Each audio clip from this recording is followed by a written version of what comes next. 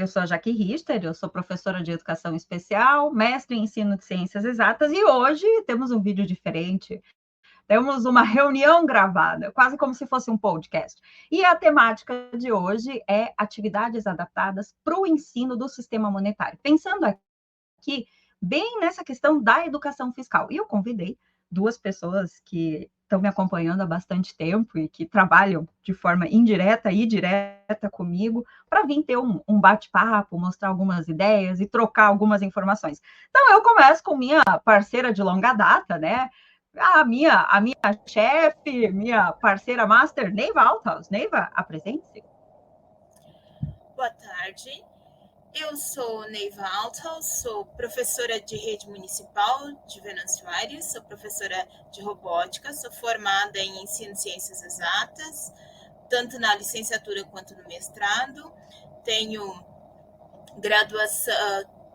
especialização em ensino de ciências e matemática. E hoje vamos discutir um pouquinho do sistema monetário, de como adaptar atividades para os alunos, como mudar as atividades de matemática, como facilitar a vida dos alunos que têm alguma dificuldade.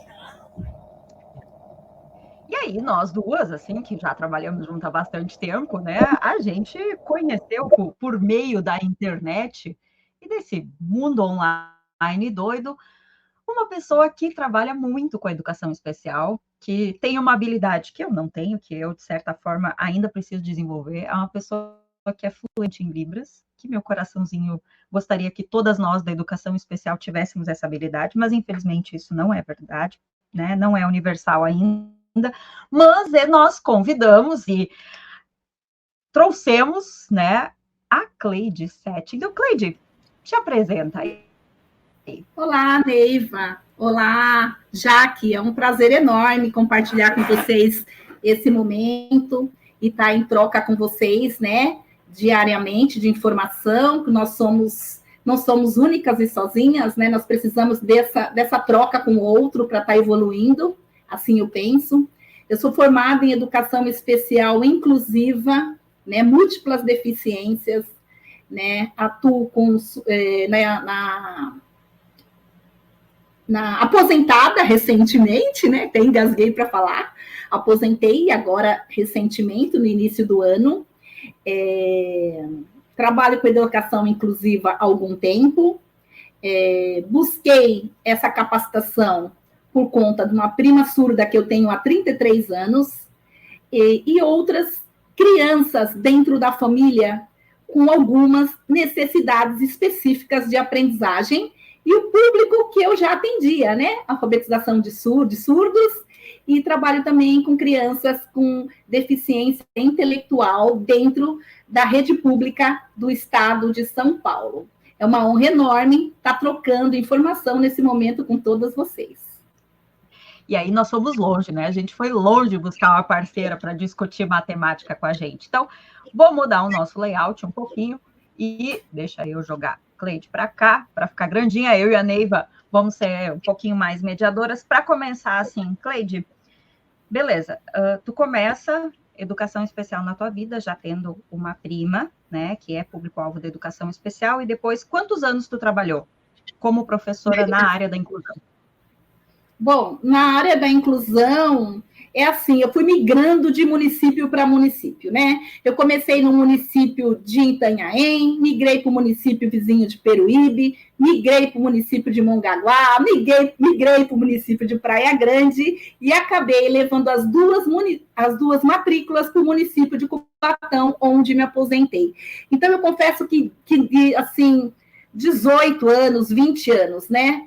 Dentro da educação inclusiva, buscando cada dia capacitação, como atualmente, da pandemia para cá, eu não faço outra coisa a me capacitar para atender esse público, né? E atender as necessidades específicas dos alunos, o qual os pais pedem informação, recurso através do meu Instagram, e atender também aqui na minha residência o meu filho.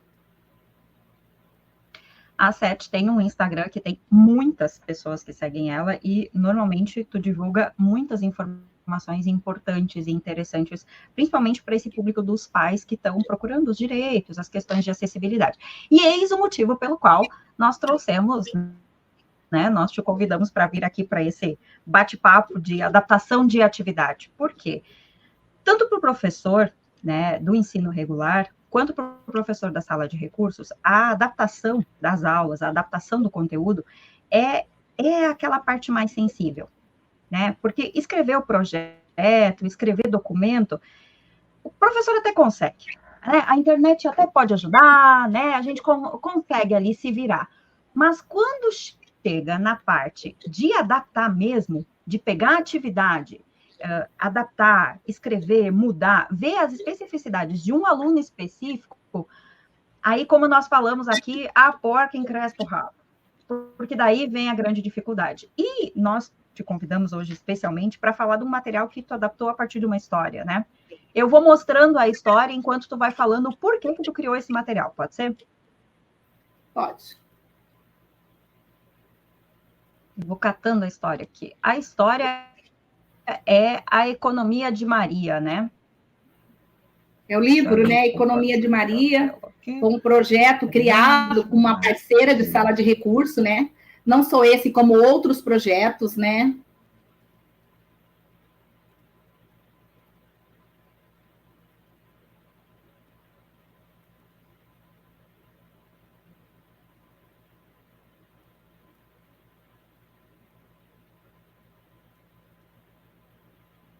Está aparecendo o livro aí, A Economia de Maria, um livro que tinha dentro da biblioteca da escola.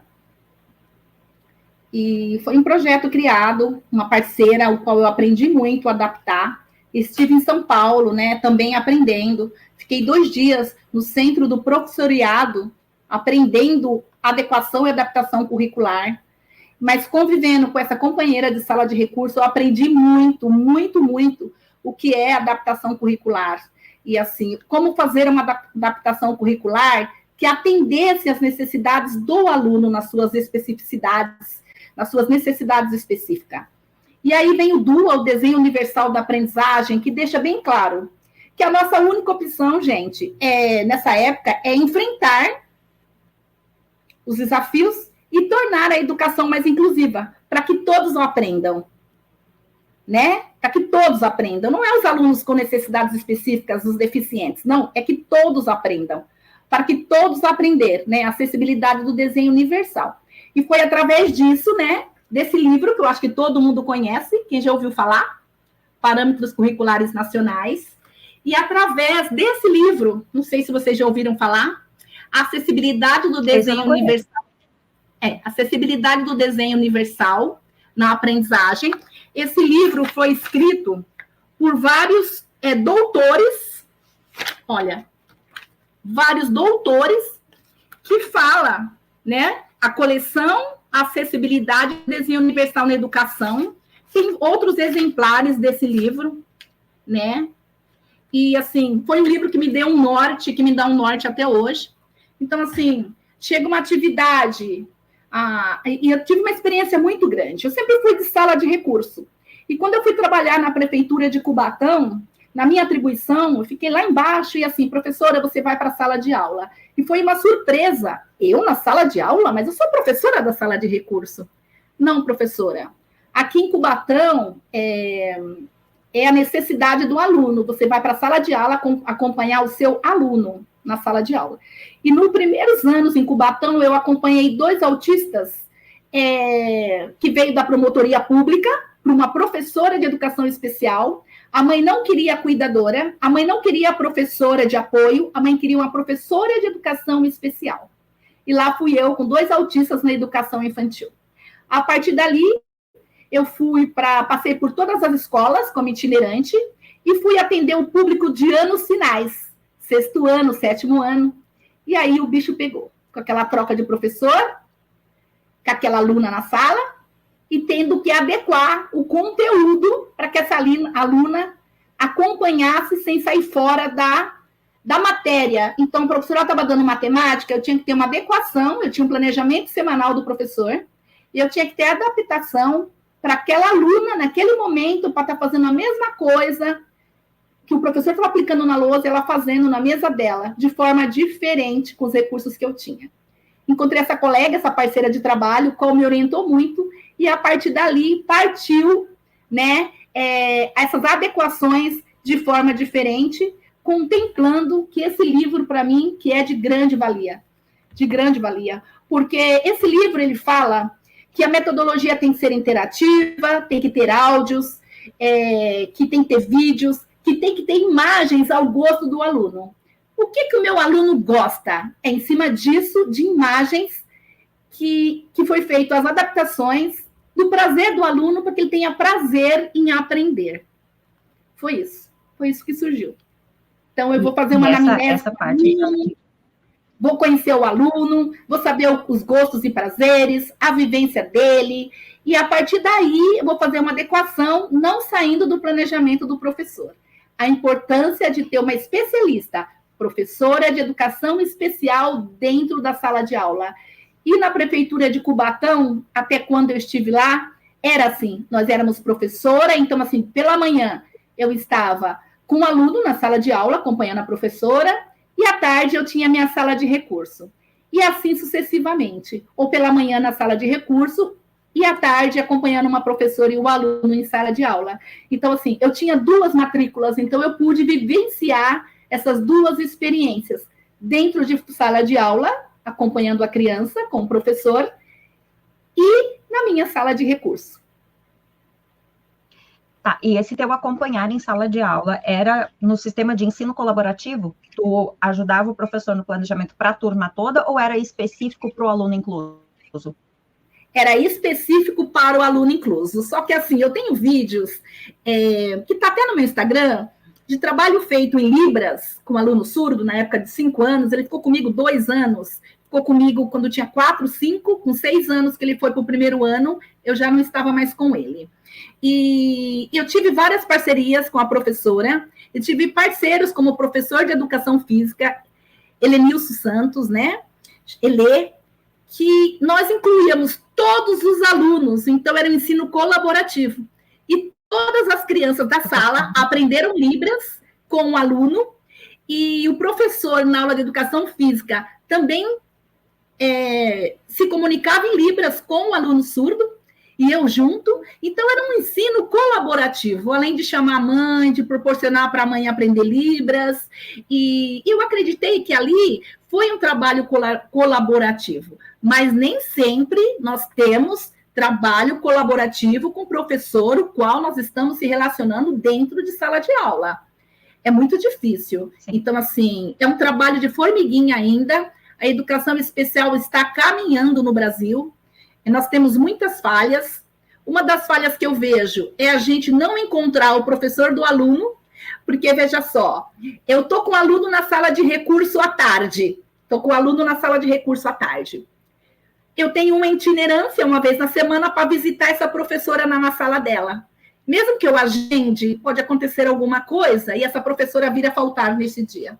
Mas a professora, quando sai da sala dela, ela vai para outro município, ela tem outra realidade, ela tem sua vida própria, ou ela dobra em outra escola, ou ela vai para a casa dela cuidar dos afazeres dela. Então, eu, professora de AE, nem sempre consigo encontrar essa professora. Não sei se aí, onde vocês estão no Sul, é da mesma forma. Mas, assim, eu vejo... Neiva, vamos lá. Quantas vezes... olha só, Sete, vamos trazer a realidade. Neiva, quantas vezes eu tive carga horária para ir te visitar lá na tua aula de matemática, Neiva? Carga horária não, né, Jaque? Assim, ó.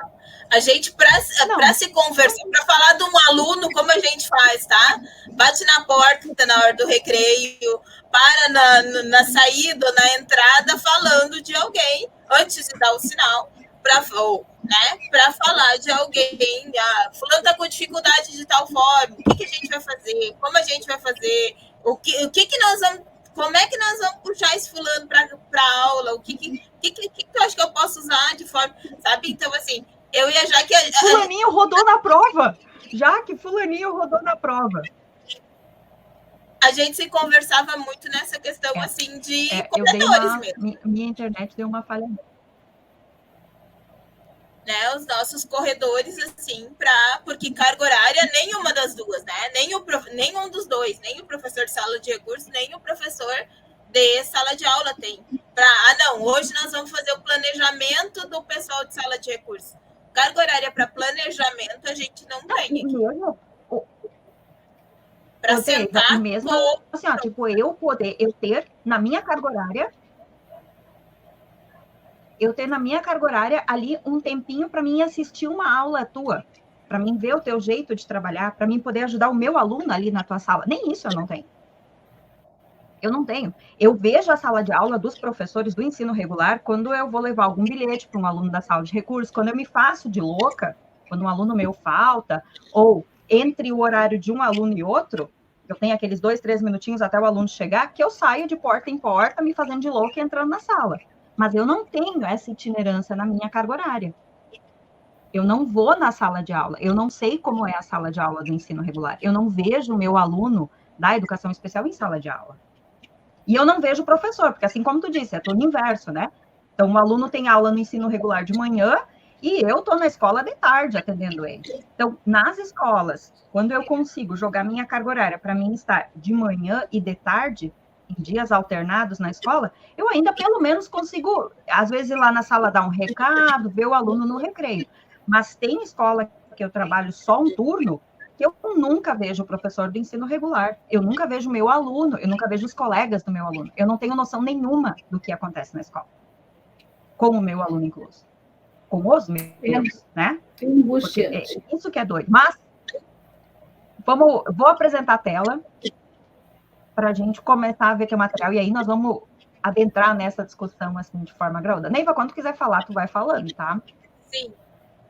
Deixa eu só carregar aqui, que vai dar uma bugadinha. Vou deixar a Cleide também, tá, Neiva?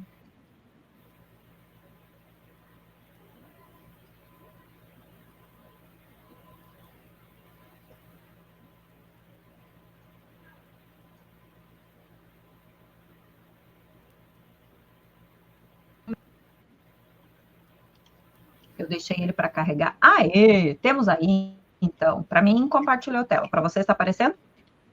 Sim. Está aparecendo o meu cartaz, o meu cartão. Cleide, muito bem-vinda. Show. Para quem for procurar, a Cleide ajuda pra caramba todos os pais. E o canal de contato principal é Instagram, né, Cleide? Sim, eu estou com o celular também para mentoria com os pais. Falo muito dessa questão de adequação, adaptação, orientação para os pais estarem observando seus filhos, né? É uma experiência vivida em escola, é uma experiência vivida também na minha vida. Então, eu falo como mãe, eu falo como especialista. E, assim, é muito importante, né, a gente vivenciar e saber, né, como funciona a educação inclusiva. Tem muitos pontos positivos na educação inclusiva, mas tem muito a caminhar ainda a educação inclusiva, mas nós vamos ver pelo lado positivo da coisa para estar falando, né? Enquanto nós estamos na sala de recurso, o que nós podemos fazer para ajudar essa criança, né? Principalmente essas crianças, esses pré-adolescentes, eu quero falar muito aqui do pré-adolescente dos anos finais, do 6º ano em diante, onde é muito difícil encontrar profissionais para esse fim. Porque trabalhar com os anos iniciais, 1º ao 5º ano, é muito fácil, tem muita profissional. Agora, atender as crianças dos anos finais, eu acho que é com você, Neiva, é com você, Jaque, que a gente pode mais trocar essa experiência aqui. Não põe tanto crédito assim, tá? Não põe tanto crédito assim, porque eu tenho alunos dos anos finais, mas bem menos. Neiva, que tem ensino regular, que trabalha mais, né? A Neiva na matemática. Então, primeiro, situação, problema. Fala, Neiva. Não, eu ia dizer que no ensino regular a gente tem, né, todos os alunos. Eu não consigo ter só, né? Eu sou formada em ciências exatas, então eu sou prof de todos os alunos. Eu não posso separar em momento nenhum. Este é da educação especial, esse não, esse eu vou dar aula, esse não, né? Eu tenho que dar aula para todos eles por ser do ensino regular, né? A tua competência, né? Sim. E eu acho que essa é a ideia da inclusão, né? Que todos possam ter acesso ao ensino. Bom, Cleide, qual era o objetivo dessa atividade aqui? E como tu adaptou ela? O objetivo dessa atividade era o professor ensinando as operações, né? As 4 operações. E vendo que a criança tinha muita dificuldade para acompanhar o raciocínio do professor e as 4, né, operações matemáticas, né? Então, através do livro de Maria, que foi lido com a criança, foi adaptado para a criança também o livro de Maria, foi adaptado, né, para a criança e feito atividades ali, que a criança entendesse esse livro. A partir desse livro foi feito as atividades de matemática, porque agora nós estamos falando de matemática, mas também foi feito atividades, né, desse livro em língua portuguesa, adaptação de língua portuguesa, para poder que a criança entendesse, desmiuçasse esse livro, através de várias atividades. E na língua portuguesa eu falei, por que não trabalhar? A criança gosta de futebol, a criança gosta de hambúrguer, e fui pegando os prazeres da criança. Então, conforme a criança que você vai atender, você pode colocar desenhos, aqui um jogador de futebol, pode mudar os desenhos para ser mais atrativo para a criança. Então, aí eu usei jogadores, tinha quantas bolas? Aí a criança vai contar as bolas. Vai contar todas as bolas, vai riscando as bolas. E ela doou 18 bolas. Visualmente está muito claro. Ela vai fazendo os quadradinhos da forma que a criança se adapta. E vai tirando. Ficou quantas bolas? Ficou com quantas bolas? Ficou com tantas bolas. Você vê que até o enunciado dessa questão, ele está bem sucinto. Não é aquele enunciado que tem hoje tão grande que a criança se perde no enunciado. Crianças com TEPAC, ela perde muito a informação e ela se perde no enunciado. Então, eu achei que essa forma, Miguel ganhou tantos hambúrgueres na sua festa de aniversário. Seus amigos comeram 17 hambúrgueres. Sobraram? Olha que enunciado curto. Uma síntese bem simples. Então, acho que é prazeroso para a criança fazer. Neiva, você pode completar, Jaque? O que vocês acham? Vai, Neiva, primeiro. Normalmente, eu faço algo parecido, assim, com os meus alunos, né? Talvez não tão desenhado, mas muitas vezes, assim, trazendo coisas para eles, né? Trazendo material mais concreto, usando coisas mais, né? Trabalhando com material dourado, trabalhando com, né, às vezes, caneta colorida, coisa que eles possam usar e a calculadora, muitas vezes, coisas que eles vão utilizar e facilitar, né, nos anos finais, né, porque, assim, eu trabalho com anos finais, então, né, essa atividade foi aplicada nos anos iniciais, né, certo, Cleide? Isso.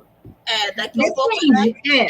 Anos iniciais, depende, como que eu digo para você? Depende a necessidade específica da criança. Posso usar nos anos iniciais e posso usar nos anos finais, depende a necessidade específica da criança, depende a dificuldade dela de aprendizagem.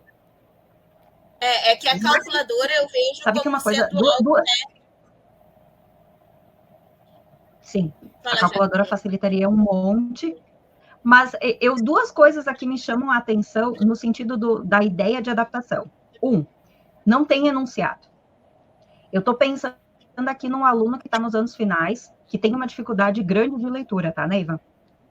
Ele está numa leitura bem pausada ainda, então ele não consegue ler muito. Ele tem memória de palavras. Então, se utiliza imagens e palavras que ele já conhece do repertório dele. Ponto 1, não tem enunciado. Não está dizendo o que ele é para fazer. Tem o espaço em branco, que ele já foi treinado e que para ele já é intuitivo do que ele tem que botar um número ali. Matemática, querendo ou não, tem muito dessa coisa mecânica, né? Então, onde tem espaço em branco, ele sabe que ele tem que colocar um número. Jogadores tinham tantas bolas. E aí, quando a gente vai explicar, a gente pode colocar, ajudar ele a ler. Tá, eu não sei quantas bolas tem. Aí tu vai olhar e dizer, não, mas tem todas as bolas aqui, quantas tem? Eu tô trabalhando com ele, pensando numa criança com uma dificuldade grande de aprendizagem aqui, tá? Ele tem uma limitação grande. Mas ele consegue fazer contagem. Ele já está na etapa de classificação, né, das inteligências básicas ali, ele consegue consegue calcular e classificar. Ele tem contagem sequenciada. Beleza, ele contou aqui, tá todo o desenho das bolas, ele consegue contar, e ele coloca ali em cima o número, né? Imaginando que ele consegue escrever números. Ele não tem uma dificuldade motora de escrita. Aí, beleza, vem, ele doou 18. Quando ele doou, a gente trabalha o conceito matemática de tirar, né? Se fosse uma criança com mais dificuldade de linguagem, a gente poderia colocar tirou ou tiraram 18 bolas, né? Perderam, tiraram, palavras que são ainda mais claras no sentido da subtração, né? E aí embaixo ele conta o restante. Então ele trabalha aqui, dependendo a deficiência que tá, é bastante trabalho. A minha pergunta é, por que tu colocou a frase matemática horizontal? É questão de amplitude mesmo. Por que horizontal e não o QVL? Amplitude e questão que eu vejo, mesmo em apostilas, tudo muito, a questão da poluição visual, tudo muito junto, sabe? Então, eu acho que na questão, assim, horizontal, fica mais visual, mais atrativo, maior, para a criança ter o apoio, para a criança ter a visão, para a criança fazer. E eu já visto também que a criança pode usar recursos, né? Pode usar recursos com bolinha de papel, recursos de bolinha de gude, qualquer recurso de qualquer coisa. Até aqueles hamburguinhos comprados, que vende aqui, mini hamburguinhos comprados de plástico. Então, assim, dependendo da criança que não leve para a boca, né? As crianças do primeiro, segundo, terceiro ano, você pode usar vários recursos, não só a folha, como recursos. A questão do visual mesmo. Agora, pensando em conteúdo matemático, assim, ó, tô pensando lá no 6º ano, quando a gente precisa começar a explicar os números negativos, tá, Neiva? Quando eu faço, vamos imaginar que a gente está com um aluno ali que vai ter muita dificuldade nessas expressões. Ele já não pegou expressão no 5º ano, tá?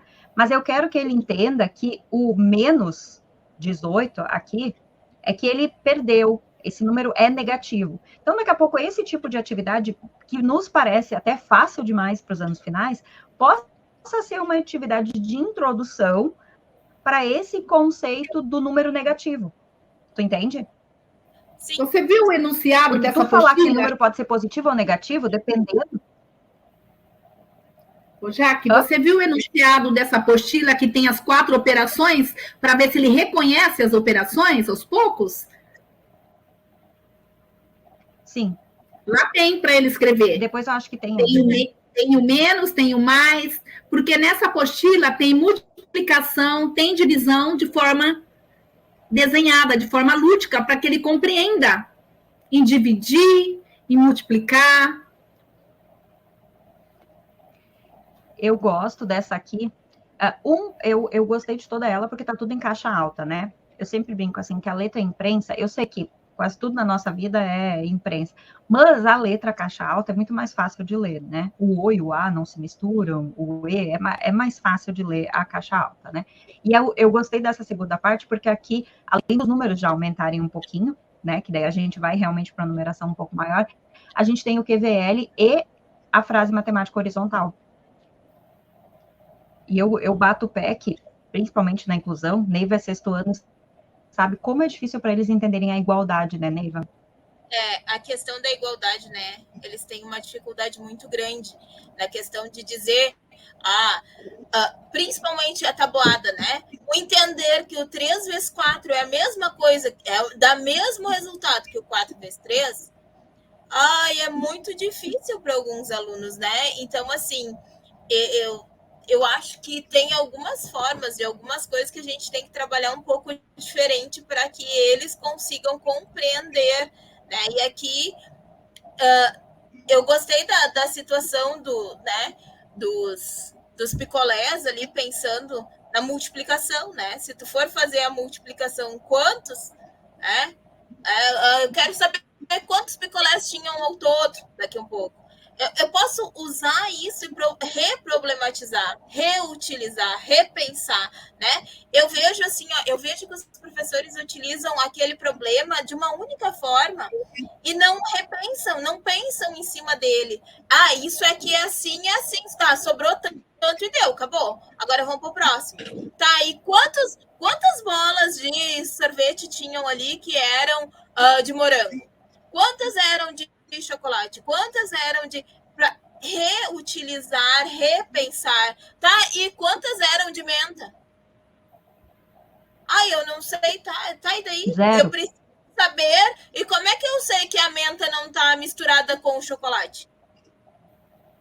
Né? Porque tá fazer verde. Com que pense e repense algumas coisas, né? Pensando assim, no dia a dia do que ele tem.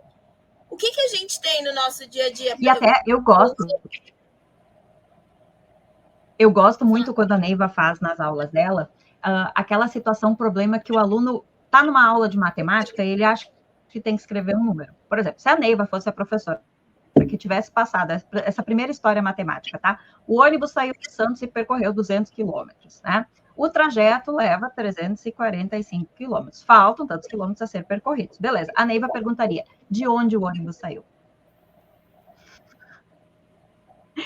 Primeira coisa que ela ia perguntar, né? Por quê? E foi para onde? Porque para o aluno, às vezes, matemática... Hã? E foi para onde? Para onde ele saiu? Boa pergunta. Ele saiu. Para onde ele foi? São coisas a Neiva está usando os aspectos afetivos e os aspectos cognitivos da criança. Parabéns, Neiva. Está usando os aspectos cognitivos e afetivos, partindo do pressuposto que todos podem aprender. Então, além de estar essa atividade, você já tem outros argumentos, conhecimentos e conceitos que variam de maneira de ensinar. Parabéns para você. Sim, mas eu vejo assim, por exemplo, do ônibus, né? Volta lá para o ônibus já. O ônibus. Ele saiu de Santos. Voltei. A informação que eu tenho é que ele saiu de Santos. Mas eu não sei para onde ele foi. Mas eu não posso perguntar para os meus alunos, ele saiu de Santos e foi para onde? Para onde que esse ônibus foi? Bom, eu posso pegar um mapa e brincar de fazer ali com a régua 345 quilômetros. Se eles forem para um lado, forem para o outro, né? Para onde vai parar tantos quilômetros a partir de Santos, né? Então, assim, são coisas que a gente pode pegar... Dá para abrir um Google Maps, dá para abrir um Google Earth. E brincar, e mostrar. E daí não fica só na questão da matemática. Número. Todo mundo acha que matemática é número. E eu sempre questiono muitas coisas. Por isso que uma das coisas que eu falei do sorvete é o sorvete de menta, né? Como eu sei que não tem ali? Não está escrito, eu não sei se tem ou não. Mas eu tenho que questionar e discutir com os meus alunos, né? E questionar eles para saber coisas, para procurar coisas, porque daqui a um pouco eles vão comprar um sorvete só porque ele é marrom, ele é de chocolate. Mas não necessariamente ele é só chocolate, ele pode ter uma outra mistura, ele pode ter um recheio, ele pode ter uma outra coisa por dentro que não está no visual. Então, eu acho que esse tipo de coisa, esse tipo de questionamento, o professor de sala de aula tem que fazer. Não tem necessidade de ser o professor de sala de recursos fazer esses questionamentos. Mas o professor de sala de aula tem que repensar e reutilizar. Tem muito material? Tem. Reutiliza, repensa o que tu tem. Como modificar e melhorar o que tu tem. Né? Você oferece opções para a compreensão do aluno, Neiva. Opções, né? Para a compreensão do aluno de formas diferentes, para que todas não aprendam, não é isso? Parabéns, Neiva. E estimular. Eu gosto muito porque a Neiva pressiona eles um pouco no raciocínio lógico. Porque aquela coisa assim básica da criança, às vezes, fazer uma conta e dar um número absurdo o resultado, e ela não se dá conta que aquilo simplesmente é impossível. Por quê? Porque ela não teve raciocínio lógico, ela nunca parou para pensar, ela nem cogitou sobre o que se estava perguntando ali.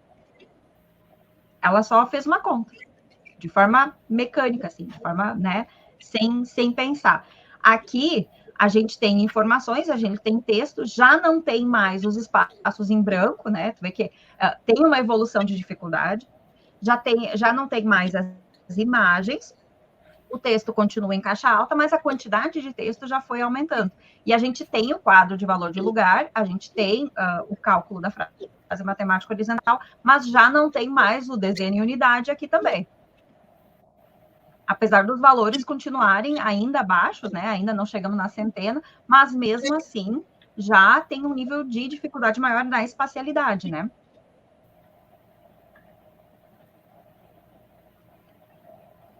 Posso ir para a próxima, Cleide? Pode, querida. Tranquilo, gurias? Parti. Veja essa só. aqui eu gostei. Já aumenta o nível. A briga da matemática. Exatamente. Assim, tem várias opções dentro dessa apostila, né? Que pode ser adequada de acordo com a necessidade específica de cada criança, né? Isso é um norte para o professor dar continuidade, usar a imaginação para estar fazendo de forma diferente. E na sequência, né, pode ser porque trabalhado tem igualdades, né? Igualdades, daqui um pouco, aqui embaixo, né? 3 vezes 3 é igual a 9. 3 vezes 3 é igual a 6 mais 3 é igual a, né? A 5 mais 4, fazer algumas igualdades para eles visualizarem, né? Dando sequência ao pensamento matemático, raciocínio lógico matemático. Ali em cima também, né? Fazer a 576 mais quanto é igual a 955 menos 576. Não posso fazer? Para ter a noção de que se eles fizerem a subtração, eles vão encontrar o número que está faltando. Então, também dá para pensar o inverso, né? A operação inversa, para fazer com que o aluno pense e utilize a igualdade como um termo presente na situação, que é uma coisa que eu vejo que eles têm muita dificuldade. Porque, já vou puxar um pouquinho, né? Quando a gente trabalha equação de primeiro grau é um problema... Porque... Para começar, tem um X, né? Que é um problema que Deus nos acuda. Enfiar uma letra ali no meio, matou tudo, né? E daí, botou um X Como lá... Como pode ter letra na matemática? Se a professora dos anos iniciais falou a vida toda que matemática é número, português é letra. O que as letras estão se misturando com os números? Isso é um absurdo. E daí, assim, a gente tem essa sequência, né? E, assim, eu vejo que eu acho que deveria ser trabalhado um pouco mais a questão da ida e da volta no quinto e no sexto ano, a questão da igualdade para os alunos compreenderem bem o que é uma igualdade, para depois conseguir compreender uma equação. Necessariamente não precisa usar a letra ali, né? Mas assim, para compreender que está faltando alguma coisa, quanto que é o que está faltando? No momento que eles têm a condição de igualdade, eles conseguem perceber qualquer coisa. Então, isso é uma das sequências de coisas assim que deve ser trabalhada desde o primeiro ano, né? A questão de igualdade, que uma coisa é igual a outra, né? Um tamanho é igual a um outro. Um pé, o calçado do João é igual ao calçado da Maria, porque os dois calçam do tamanho 30, né? Então, assim, ter essa noção de tamanhos iguais, de alturas iguais, não precisa necessariamente trabalhar com um número específico, mas trabalhar com os pequenos, desenvolver a igualdade desde os pequenos para chegar lá no sexto, no oitavo ano, e eles terem uma compreensão maior da igualdade, o que facilita bastante. O conceito de igualdade, né? E agora, assim, eu sou a louca da sala de recursos, né? Tem um site muito legal que eu uso bastante com os meus alunos, que é o Toy Teacher. No Toy Teacher tem um jogo que é o termo faltante. É o jogo do mago. Aparece a continha, né? Como tá aqui, né? O primeiro algarismo, aí tem sinal de mais ou de menos, a gente escolhe e tá faltando o número e tem o resultado. E começa com números bem baixinhos, conforme a criança vai acertando, vai dificultando. E o que eu percebo com eles, assim? Eles têm muita dificuldade de fazer essa reversibilidade do pensamento. E se a gente para pensar, grande parte dos nossos alunos, independente de ser público-alvo da educação especial ou não, tá? Quando a gente pergunta, beleza, 7 mais 3, deu 10, beleza, eu quero outra conta que dê 10. Aí eles param, já dá aquele primeiro bloco, tá? 5 mais 5, que é o clássico, ótimo, outra conta. Quando tem que pensar uma terceira, uma quarta operação, eles ainda travam. E eu estou falando de unidade e dezena. Eu não cheguei ainda nos números grandes, porque eles não fazem transposição de número. Eles não conseguem. E quando a gente ensina procedimentos de cálculo, eu fico muito triste, porque eu, na sala de recursos, treino o meu aluno, e a palavra é treinar mesmo, eu brinco com eles, eu faço eles transformar em um número. Por exemplo, o 576, se eu pegar 4 e botar ali, ele vira um 580, fica bem mais fácil de calcular. 580 é um número fechado, é um número cheio. Então, eu brinco muito com eles de trabalhar com aproximação, quebrar números. E eu estou lá na sala de recursos, o público-alvo da educação especial está aprendendo isso. Mas fora da sala de recursos, não é algo que normalmente se faz.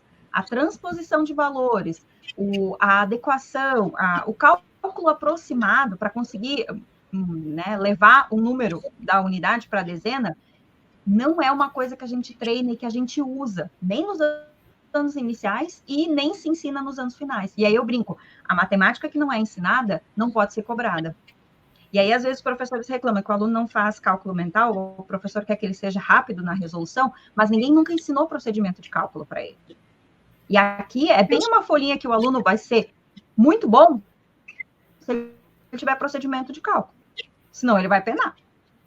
É o que eu digo, né? Essa uma aula parecida com a outra, eu vou pular para a gente chegar no sistema financeiro. Uma aula bem dada, o aluno consolidando o aprendizado, o aluno dificilmente precisa estudar igual um louco para a prova, porque já consolidou aquele aprendizado. Agora, quando é passado o aprendizado que ele não consolida, fica difícil, né? Ele seguir. Né? Consolidar, eu digo, ele aprender de forma diferente. Chegamos no dinheirinho. E aí, Cleide? O que tem que acontecer nessa atividade aqui? Olha que legal, né? É o que todas as crianças gostam, né? Bolo de churros, doce de leite, pão doce, bolo salgado. Então, assim, isso é bem legal fazer também na prática, na vivência, na prática, ter isso em mãos para fazer, né? E aí foi passando para o aluno, é um aluno mais avançado, já é um aluno que não tem tanto comprometimento, né?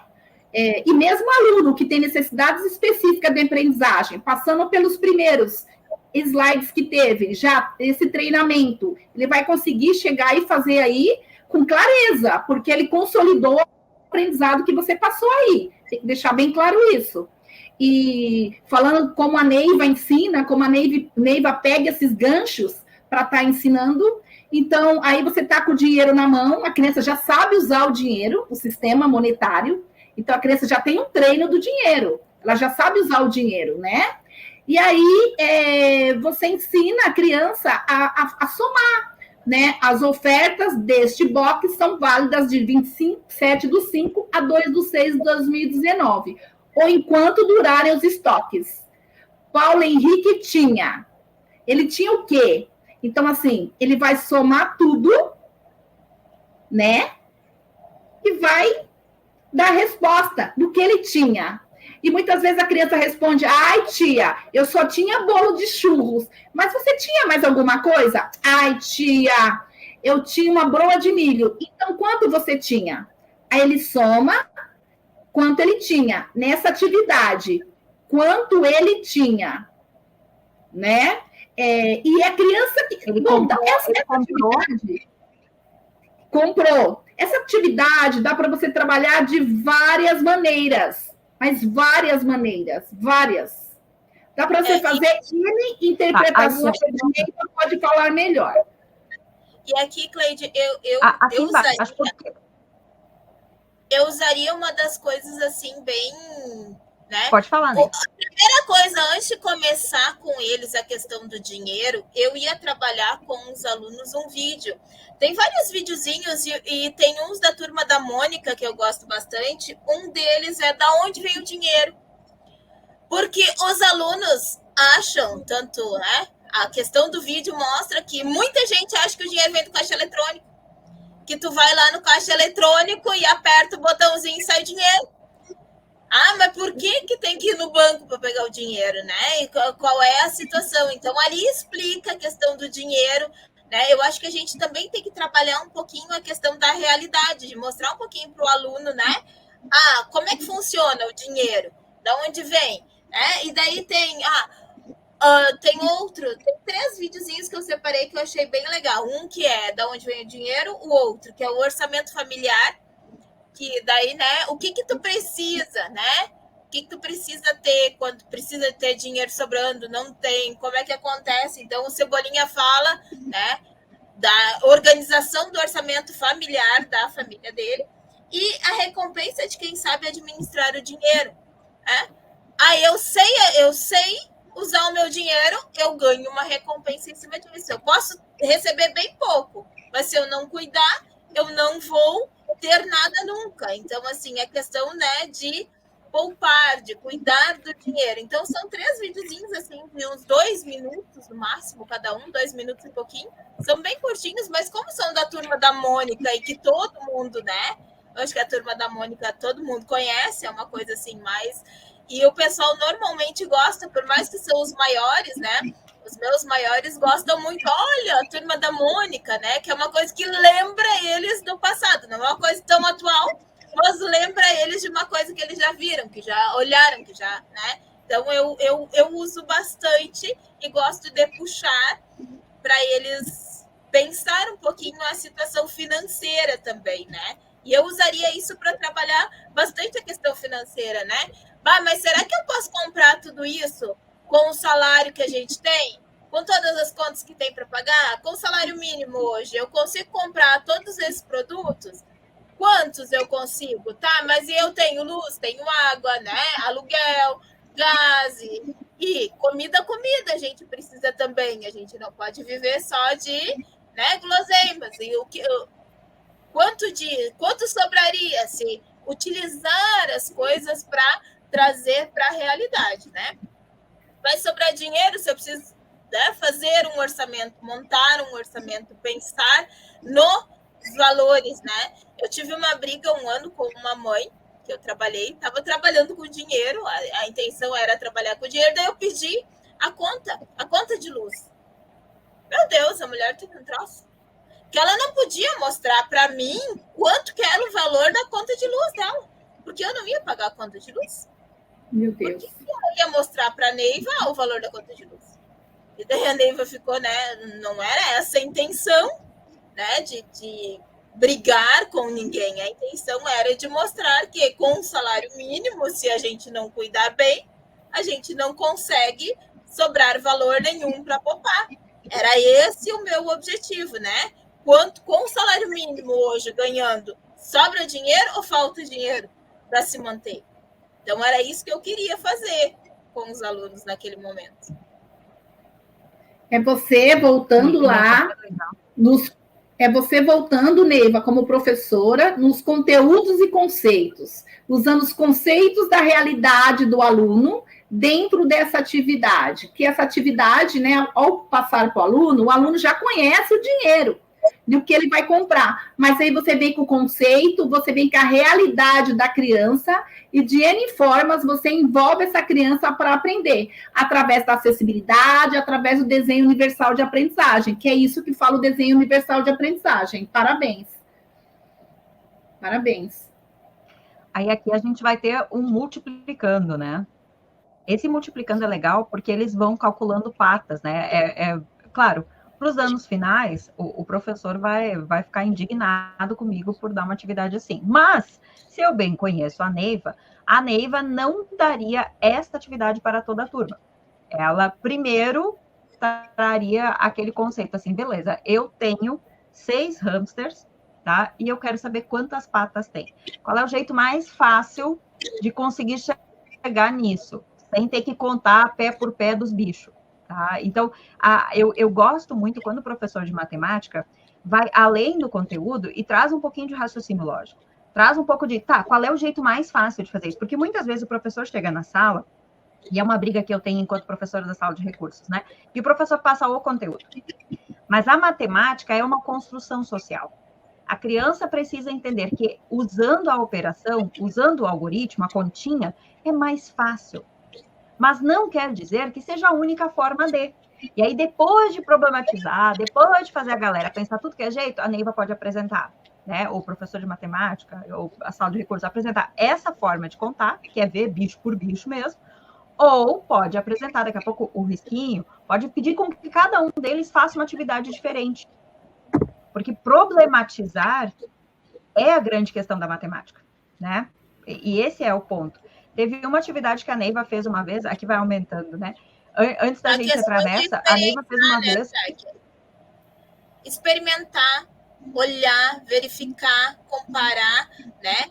Assim, ó, por que eu vou usar, né? Aí voltando para, não sei se é a mesa que tu ia falar, mas eu vou falar da questão das frações, né? A questão do Tangram, eu utilizei uma atividade com os alunos, comecei lá com a parte da geometria, né? Para diferenciar triângulos, quadrados, um quadrado que é um quadrado de, né, um retângulo que caiu, que virou um losango, né? E assim foi indo e foi puxando, contei uma historinha do Tangram, né? E a gente foi desenhando a partir da historinha. E daí eles recortaram, pintaram, montaram imagens diferentes, montaram e remontaram, deixaram ele montado, fizemos mais um para trabalhar, porque eu queria trabalhar frações com ele.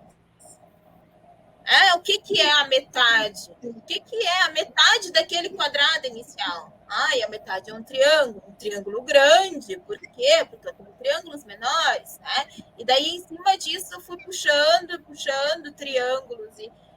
A metade da metade. O que é a metade da metade? A metade da metade é o triângulo médio. Então, eu fui puxando coisas com os alunos com que eles entendessem, tá, mas o que significa a metade da metade? Então, pegar um quadrado, dividir em 4 partes para eles entenderem que é um quarto, que é a metade da metade. Às vezes os alunos não têm a compreensão do significado daquela coisa. Por quê? Porque a gente pega um quadradinho, uma tirinha, divide em quadradinhos e agora tu pinta a metade. Agora tu pinta de novo, a metade. Aí tu pinta a metade, aí pinta a metade. E daí eles ficam só no pintar e eles não compreendem o que é o pintar. Né? Então, assim, no recortar, no colar, no montar, no juntar, né? Eles precisam... Eu vejo com que a matemática tem que ser mexida, manuseada, utilizada. E eu uso muito a questão, as situações. Tem esse jeito, tem esse jeito, tem esse jeito. Qual é o jeito certo? Todos. Por que eu vou fazer 10 mais 5? Por que eu não posso fazer 5 mais 10? Por que eu não posso fazer 5 mais 3 mais 2? Né? Qual é a diferença de fazer coisas diferentes, né? Por que eu não posso pensar em dinheiro? E daí eu brinco. Quando os alunos dizem, mas não existe meio. Eu olho e digo, como não? Quanto que é a metade de R$1? Como é que não existe meio? Né? A metade de R$1. Se eu tenho R$1, eu não posso dividir para 2 pessoas? Pode. 50 centavos por cada um. Tá. Então, não existe a metade de R$1? E quanto é a metade da metade de R$1? 25 centavos. Então, trazendo o cotidiano, usando os números, usando frações, fazendo com que eles pensem principalmente em dinheiro, tá? Assim, a matemática que eu uso é muito voltada a dinheiro, é muito voltada... Aí eu digo, né? Eu tenho tanto e devo tanto. A senhora está devendo. Senhora, nós vamos cobrar. Porque toda vez que eu estou devendo, eles querem cobrar, mas quando eles devem, eu não posso cobrar. Aí eu disse, olha, não, vou fazer o contrário. Então, eu tenho tanto e vocês me devem tanto. Cada um me deve tanto. Porque se cada um de vocês me dever tanto, pode ser R$1. Olha quanto dinheiro eu tenho.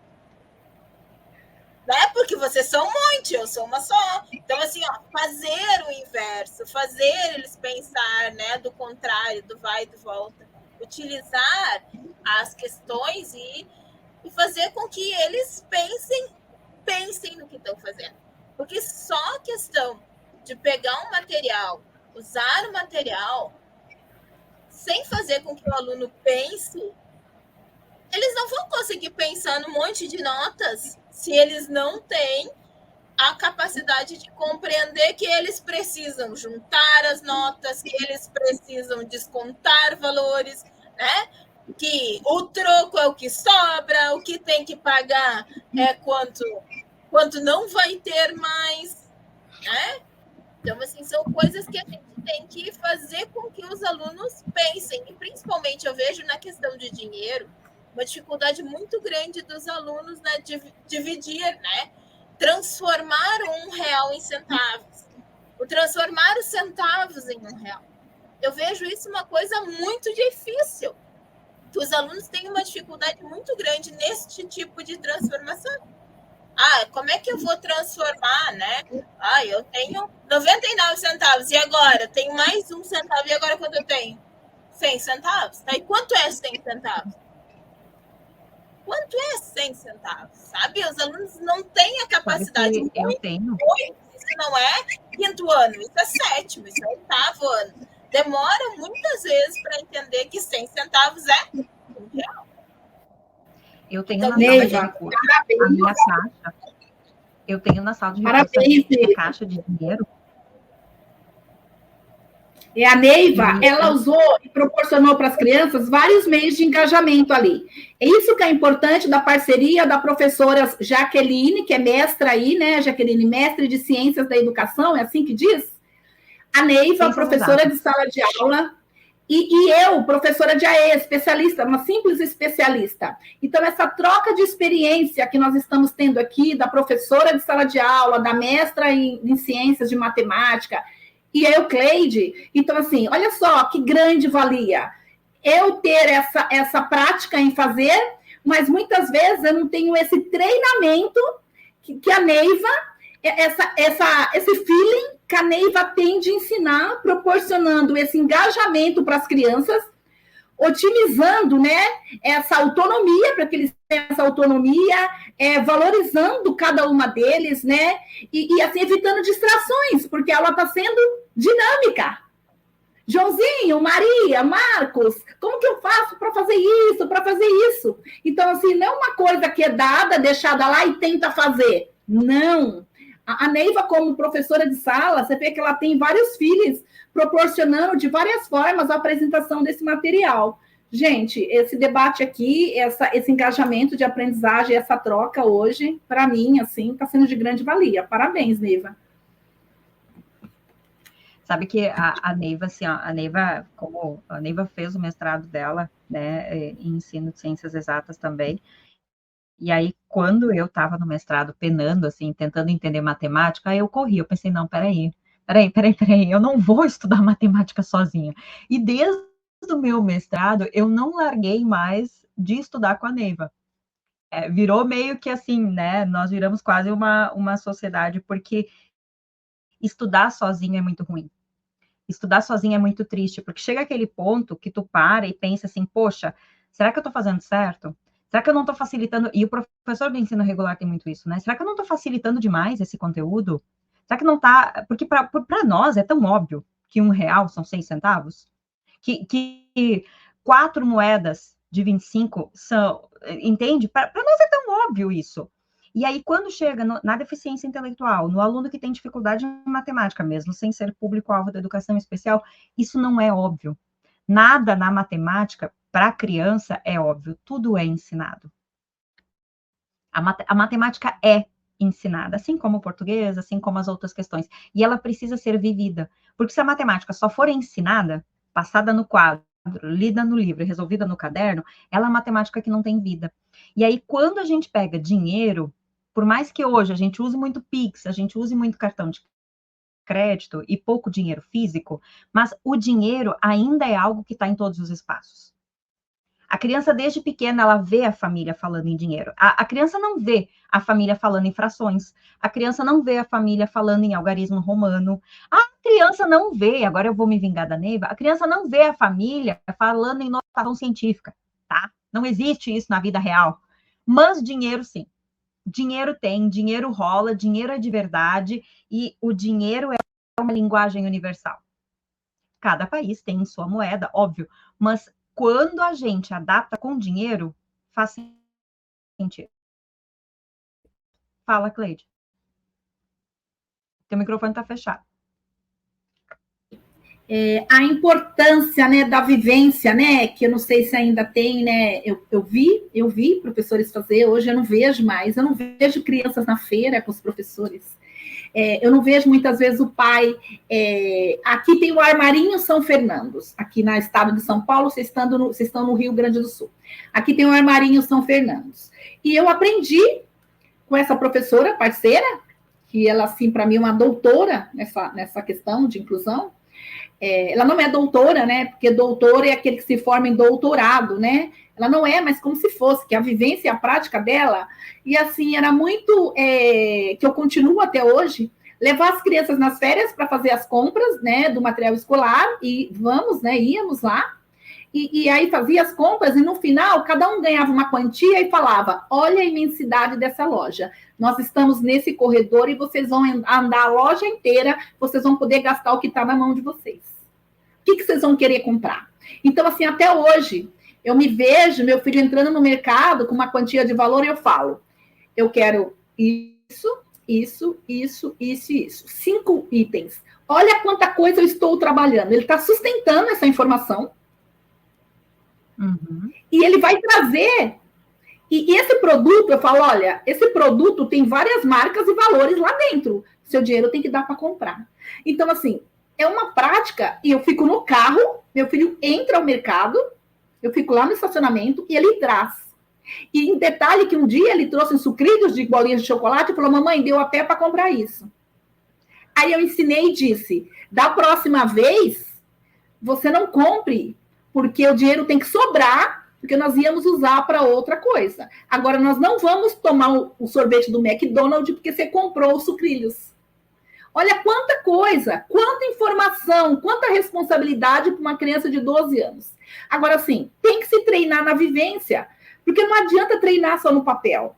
É isso que você está falando, Neiva. É isso que você está falando, Jaque. É a vivência. E eu vejo muitas coisas assim, né, que a gente pode usar também, que é uma coisa que até os pais podem usar. Fiz uma separação de coisas aqui. Vou puxar meu caderninho, porque eu não lembro tudo de cabeça, né? Também sou filha de Deus. Mas, assim, a questão dos jogos. Às vezes a gente para e pensa que, né?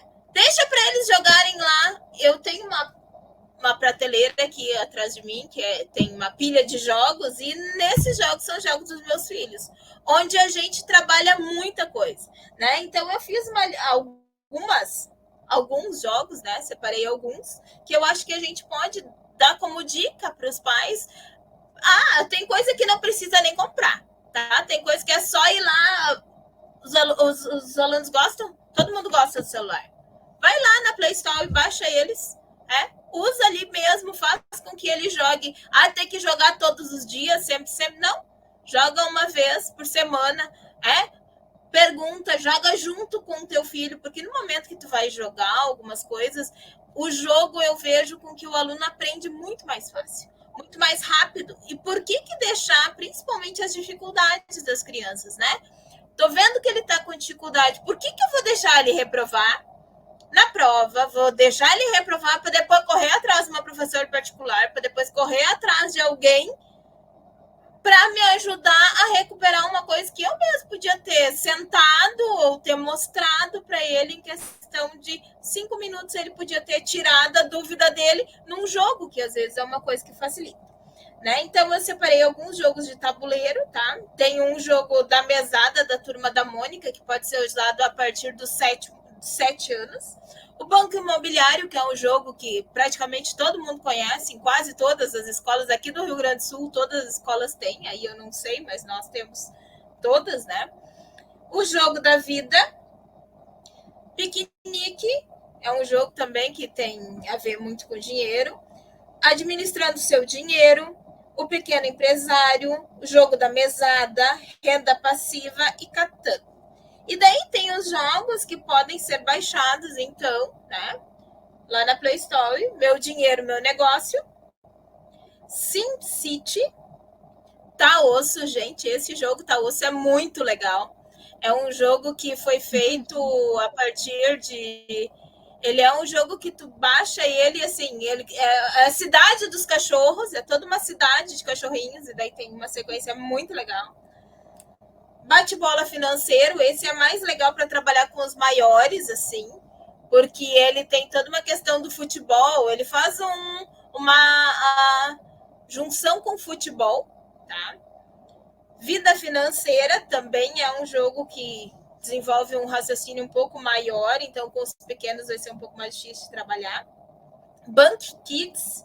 Esse Bank Kids dá para trabalhar desde os 5 anos de idade. Ele é uma poupança, um cofrinho, onde tu vai poupando dinheiro e como tu faz para poupar aquele dinheiro, tá? Vamos Poupar é outro joguinho. E Gome. Então, são jogos, assim, que eu acho que também é uma coisa interessante que vai fazer com que o aluno, né, repense, e nem tudo tu precisa gastar muito. E eu sempre penso no jogo quando, vamos dar um presente de aniversário. Vamos lá escolher um jogo? Vamos lá escolher um jogo? Eu sou a pessoa do jogo, né, do experimento, do jogo, do pensado. Por quê? Porque eu sempre penso que com o jogo ele vai aprender alguma coisa. Não digo com outras coisas, não, mas o jogo, o cérebro vai mexer um pouquinho, vai fazer funcionar, então eu sempre vou para a parte do jogo. Então, eu acho que é uma forma também, e eu acho que com esse material, incluindo jogos, os alunos conseguem aprender e desenvolver a matemática com mais facilidade, né? Ajuda bastante os alunos nessa situação. Meninas, 1h06 de vídeo. Ney, essa dica para os pais.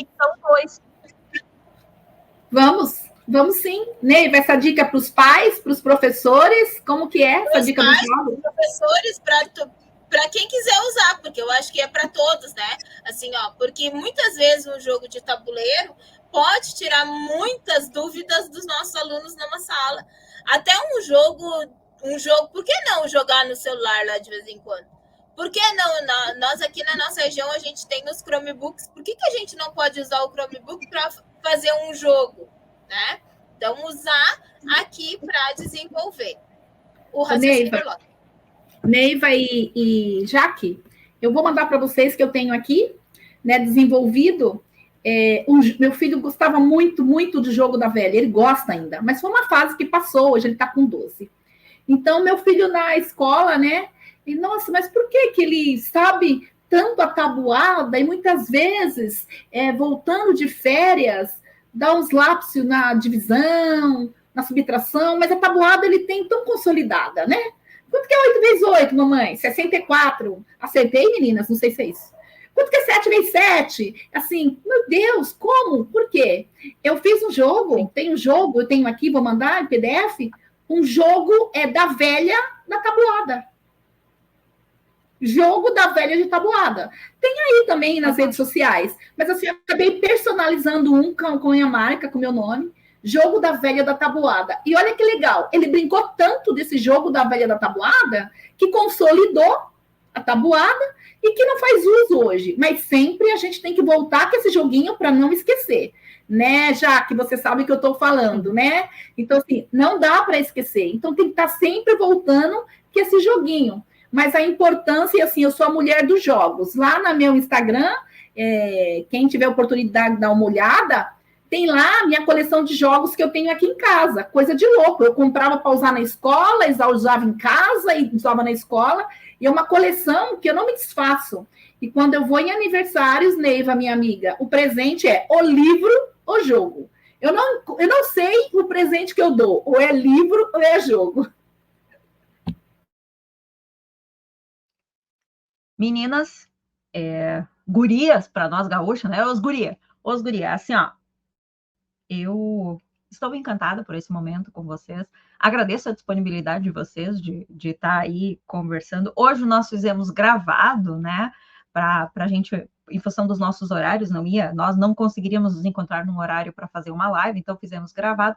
Mas o bate-papo 2 eu quero ao vivo, online, para poder ter comentário e pergunta do povo, tá? Então, a próxima nós vamos encaixar nossas agendas, né?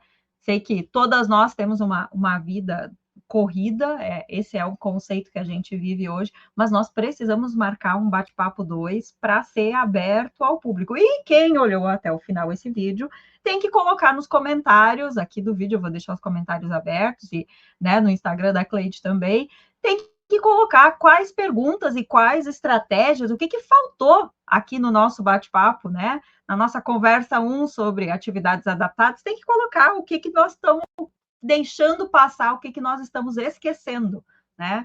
Neiva, muito obrigada por ser minha parceira sempre. Cleide, muito obrigada. E deixo vocês duas se apresentarem e finalizarem para mim depois encerrar a nossa gravação. Então, Neiva, comece te despedindo do povo aí. Bom, eu agradeço a oportunidade, né, de poder falar um pouquinho de matemática, porque assim, a gente tem várias propostas e pensamentos, mas tirar tempo para discutir às vezes é uma coisa que, né, então eu espero que seja de bom uso. Qualquer dúvida, qualquer questionamento, é só chamar que a gente vai tentar tirar e auxiliar na medida que puder. Tá? Faço das palavras das minhas amigas Neiva, assim chamando, e Jaque. Estou à disposição para dúvidas, né?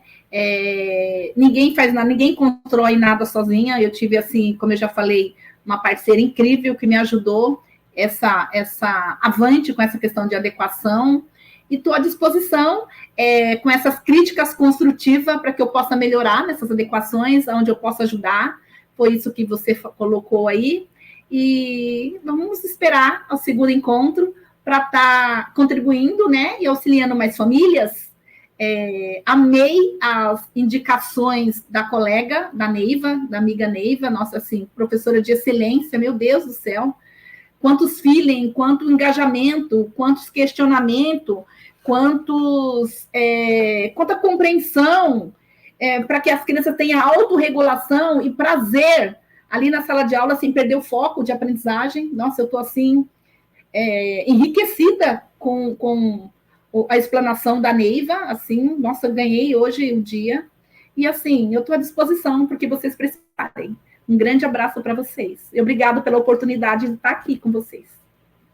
É a primeira de muitas.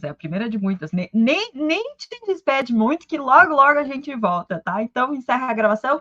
Beijo no coração, qualquer coisa, gritem.